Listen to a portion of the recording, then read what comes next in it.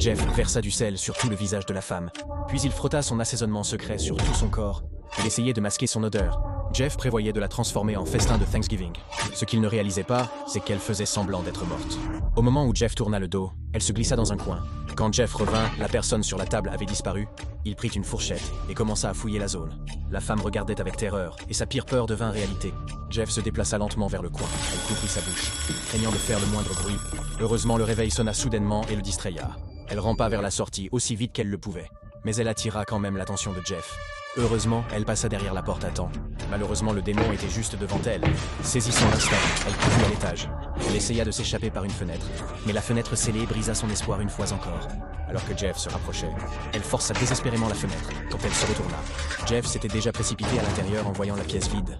Elle pensa qu'elle avait survécu, mais les empreintes sur le sol la trahirent. La femme se cachait derrière le mur. Elle était prête à se battre jusqu'à la mort. Ironiquement, Jeff se retourna et s'éloigna.